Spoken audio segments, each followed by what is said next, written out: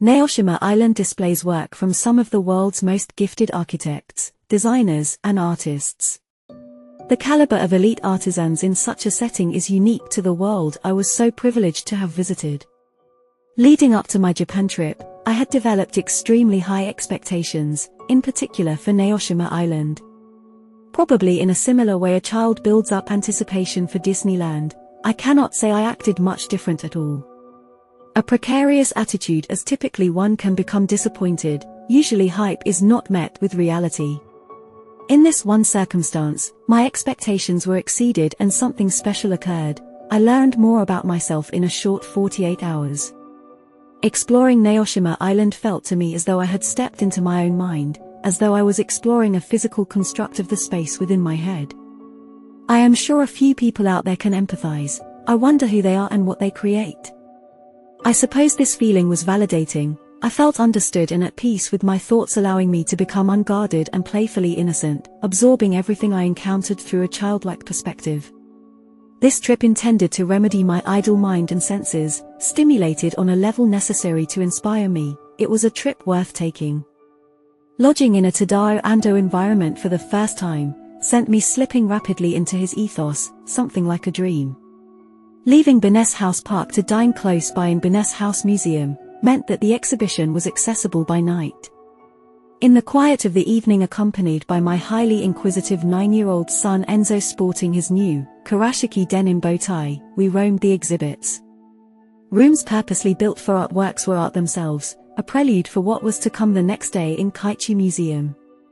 An absolute marvel with photography not permitted, abandons me with text alone for the arduous task of journeying you through what was arresting, in both its visual and physical elements.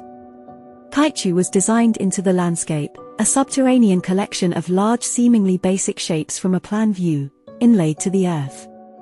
Once inside, the many dimensions and dynamic architectural decisions made to create space become evident.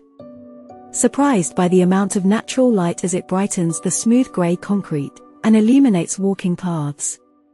Like being at the theater, one feels as though the show is about to commence and something outrageous sits behind the curtain, with seconds to its unveiling.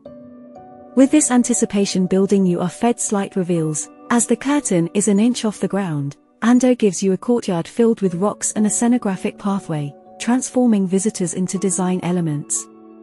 The journey continues in a similar fashion until you reach the main gallery. The curated artwork is breathtaking, surprising and awe-inspiring. I have viewed Claude Monet's water lilies many times, even visited the real thing in Givigny, France. Could this be why I was so mesmerized by the floor? Had I seen enough of Monet, I wondered. No, of course not, that will never happen. However, I had completely floated past Monet, peering straight to the ground at the hand-cut and polished cubes of white stone, so remarkable in themselves that I swept my hand over the textured surface while I gasped in awe, then looked up and did the same again. Oh, I thought to myself, all is normal again. Elevated in excitement for what was to be unveiled next, James Turrell, a revered contemporary artist, one I admire greatly. In a line I waited behind other curious people, each taking off their shoes. I thought perhaps another floor to rival the artwork. Rather, it was a staircase leading to a large rectangular light on the wall. Little impressed, we were instructed to walk all the way up. We each paused once our noses were about to touch the wall, and the gallery staff insist we continue walking. Perplexed, we hesitantly took a step forward into what was not a wall at all. It was an ingenious play on light, generating a very tactful illusion. Moving on, we hold hope high that the next exhibit will be as alluring in its aesthetic and as challenging in its concept. I have seen many impressive rooms filled with artwork or giant sculptures, yet truly, none had prepared me for this. Perhaps, close enough would be Memory by Anish Kapoor in the Guggenheim Museum, New York in 2010, however, still not as arresting. Confronted with simple design elements which fill a grand, concrete, cubic room composed from every perspective.